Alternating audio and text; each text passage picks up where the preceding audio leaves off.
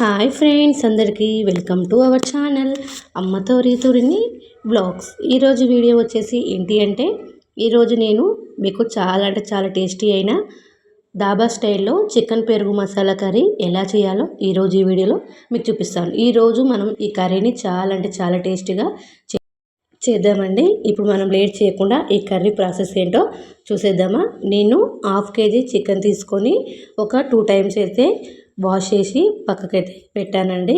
ఇప్పుడు అదే చికెన్ని ఒక బౌల్లోకి వేసుకొని ఇప్పుడు మనము ఆ చికెన్కి సరిపడినంత కారము, అలాగే మీ టేస్ట్కి సరిపడినంత సాల్ట్ కూడా వేసుకోవాలి.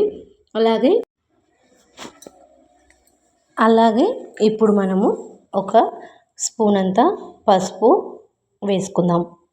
అలాగే అల్లం వెల్లుల్లి పేస్ట్ కూడా ఒక 2 స్పూన్లంతా వేసుకుందాం.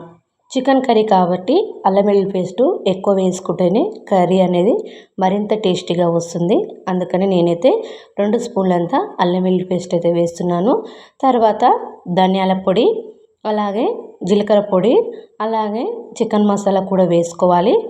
వీటన్నిటిని వేసుకున్న తర్వాత నేను ఒక 20 ml పెరుగునైతే తీసుకున్నాను. గడ్డ పెరుగునే తీసుకొని వేసుకోండి. ఒక 20 ml అయితే సరిపోతుంది. 1/2 kg చికెన్ కాబట్టి 20 ml పెరుగు అయితే సరిపోతుంది. ఈ పెరుగు వేసుకున్న తర్వాత ఒక 2 స్పూన్లంతా ఆయిల్ కూడా వేసుకోండి. వీటన్నిటిని వేసిన తర్వాత చికెన్కి మంచిగా ఈ మసాలాలు పెరుగు పట్టేలాగా ఒక 2-3 నిమిషాల పాటు మంచిగా కలుపుకోవాలి.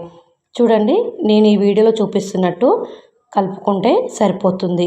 ఇప్పుడు మనము ఈ చికెన్ మొత్తం కలిసేలాగా కలుపుకున్నాం కదా, ఒక గంట సేపు పాటు మూత పెట్టుకొని పక్కకైతే పెట్టుకోవాలి. మీరు ఫ్రిడ్జ్ ఉంటే ఫ్రిడ్జ్లో కూడా పెట్టుకోవచ్చండి.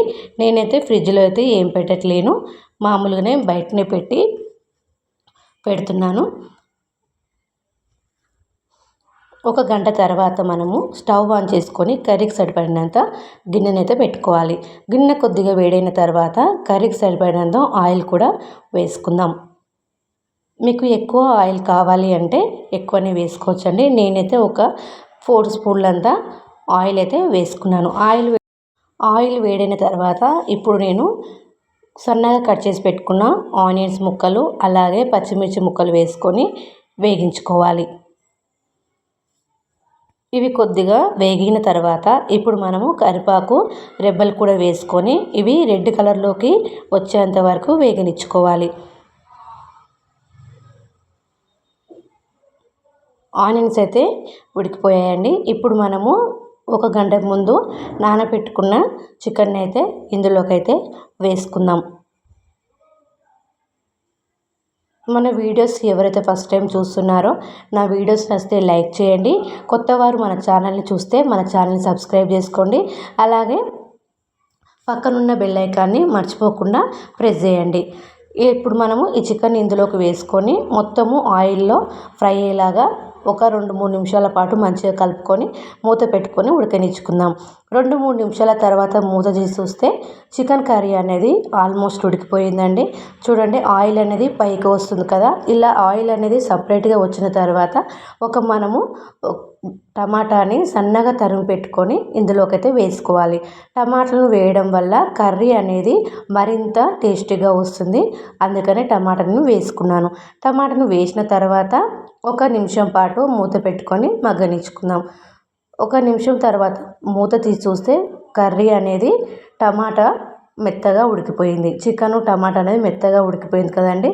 ఇప్పుడు మనము పైనుంచి కొద్దిగా కొత్తిమీర వేసుకొని స్టవ్ ఆఫ్ చేసుకుంటే అంతే అండి. ఎంతో రుచికరమైన దాబా స్టైల్లో చికెన్ పెరుగు మసాలా కర్రీ అనేది రెడీ అయిపోయింది కదా. తప్పకుండా నేను చెప్పినట్టు ట్రై చేయండి. చాలా బాగుంటుంది. అచ్చం మీరు దాబాలో తిన్నట్టే అనిపిస్తుంది.